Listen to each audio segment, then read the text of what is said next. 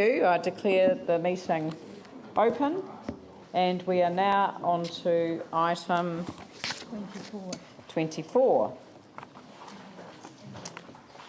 And item number 24 is the report of the meeting of the Chief Executive and Employment Matters Committee, and the resolution. Well, I'll move that the Council seek a full feasibility study in time to inform the long-term plan over the implications of implementing the living wage, etc. Do I have a seconder for that? Phil Clearwater. Is there any discussion? Jamie Goff.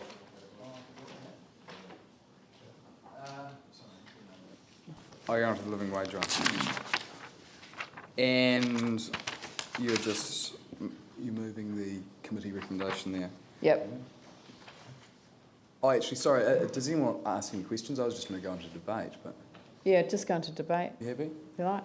Okay, sure. Do you want me to stand or are we right sitting? Yeah. Oh, I don't care, actually. I mean, it was a previous standing order. I mean, it's currently standing orders, but I would like to exempt the meeting. If it's sitting orders, then I'd like to exempt the meeting for those that want to. Sometimes things are important and you want to get up and stand and speak to them, so I don't care. Okay, all right, all good. Yeah, look, it was an interesting report. I supported the report being prepared around the feasibility of the living wage. You know, I of course like the idea of the living wage and that people on lower pay rates receive more. I actually think it is a great idea. I supported the report being written because it spells out in black and white the tangible implications of it. And I think that's terribly important in decision making, particularly when it's ratepayer money that's at stake. I offered caution back then though around what the report would say, and and it says exactly what I actually cautioned that it would, and that can probably be for only two reasons. One, I am either a clairvoyant and can see the future, or two, I just understand some basic commercial realities.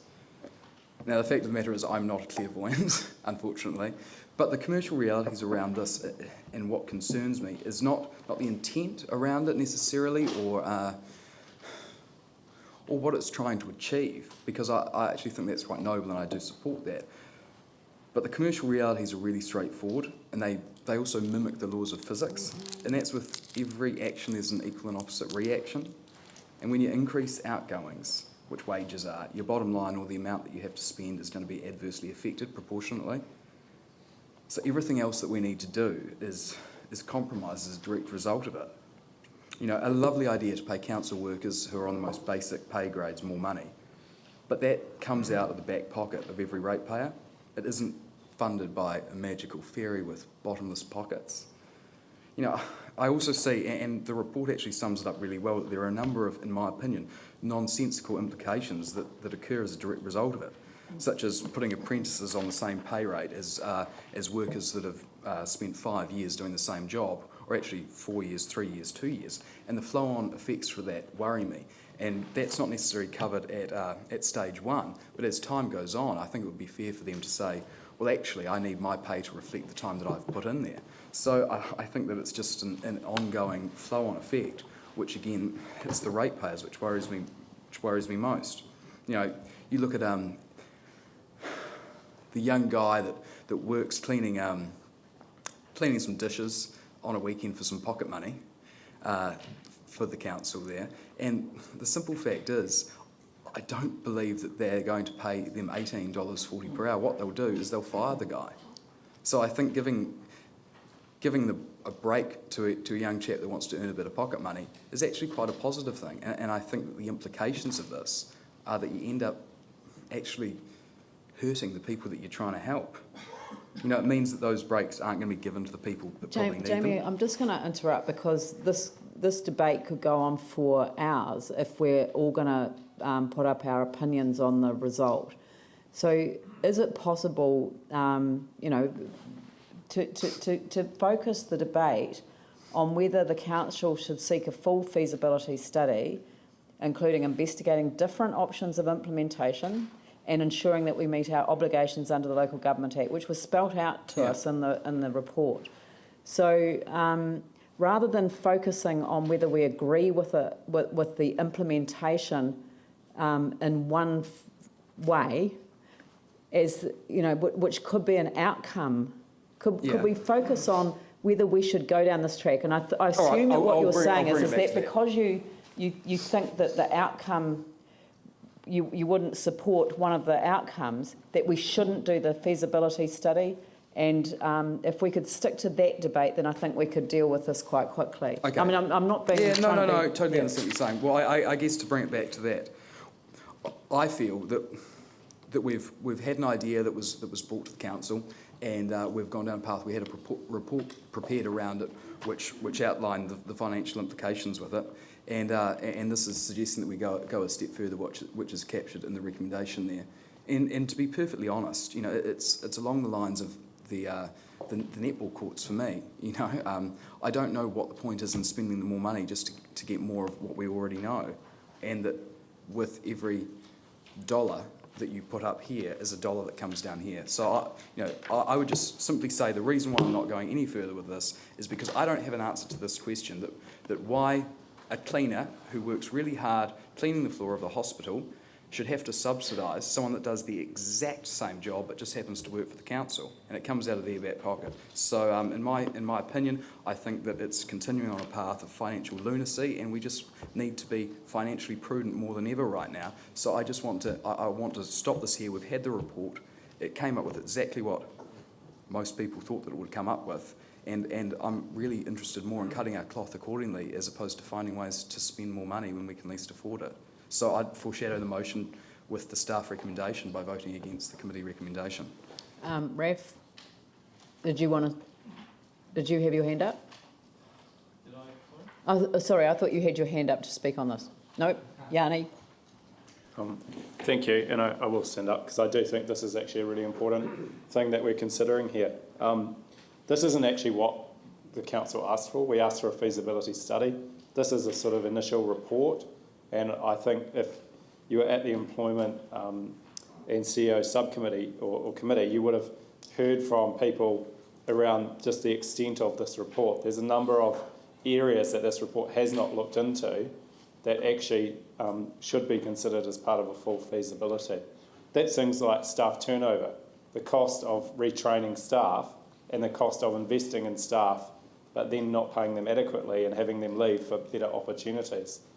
They looked at some international cities around the world where living wage had been brought in, and there are actually huge financial benefits to some of those cities. So I don't think we can just dismiss this as, for some reason, just having a financial cost when we haven't looked at all the factors that should be going into it. Now, I appreciate that, you know, staff have brought back an initial,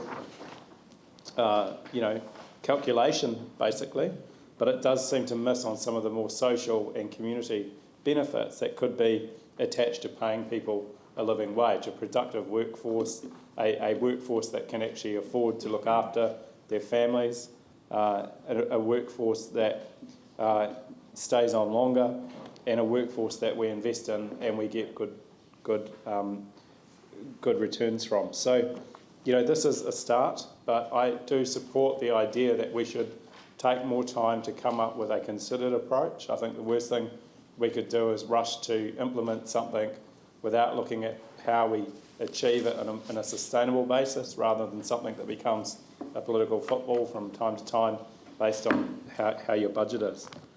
But the fact is that it was talked about by Councillor Goff around the issue of subsidisation from one cleaner from a hospital to a council. Actually, if you read this report, what this report effectively is saying, that the huge subsidies that we give to professional sports through V-Base is more important than paying people a living wage. That the viable commercial model of V-Base that supports and subsidises to a huge extent professional sport in our city and in our region has a higher value than paying someone the amount that they would need to live on to support their families and support themselves. And I just do not accept that. I do not accept that sort of cross-subsidisation is the sort of society that I want to live in. I also think we should reflect on the percentage of increases that people are getting in our society. Could we please, I am trying to get everyone to behave the same way. Yep. Just stick to the subject about the feasibility study. So the subject, I know that but you've responded to what Jamie Goff said. So the final point I wanted to make is I do think there's an incredibly important piece of work that this hopefully will look at, as it's not just about paying the people on the bottom more, it's actually around having a greater equality of how the increases in pay go across the board. So the fact is that in the last few decades, the people on the top have been getting huge increases comparative to the people on the bottom who have been getting, in real terms, less and less and less. And I think that is an issue that we need to look at around how do we make sure that we're living in a fair and just society and paying people what I think is a fair living wage. So, I do think there's more work to be done. Please support this feasibility study. Phil, Clearwater.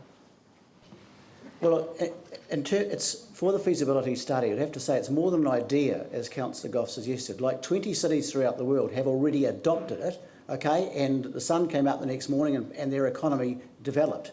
Wellington City have adopted it. And the whole point about it, it's not an overnight thing by any means. It's a step-by-step, gradual consideration of how, in fact, not only our council can adopt the living wage, but in fact, eventually, the whole city and the whole of New Zealand. So I do feel very strongly that if we were in the position of getting a salary or a wage that is lower than $18.50, and that's above the minimum wage, we would be thinking about it differently. It ties in very much to what we've heard the other day about the cost of housing, about the affordability of rents and all of that. So I strongly support the feasibility study.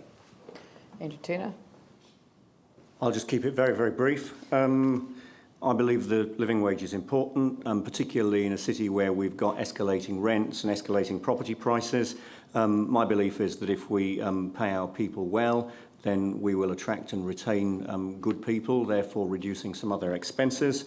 We've got a very good idea, which is proven elsewhere, that's been brought to us, and I believe that as an exemplar employer, as an employer who has a significant number of people in the city working for us, we've got an obligation to at least consider this. We should be aspiring to pay a living wage. So the next step is to get this feasibility study done, and for that reason I'll be supporting this today. Right, I'll put the motion. All those in favour say aye. Aye. Those opposed say no. No. Would you like your vote recorded? Yes, please. Jamie Cole. Thank you very much. That's carried. We'll move on to the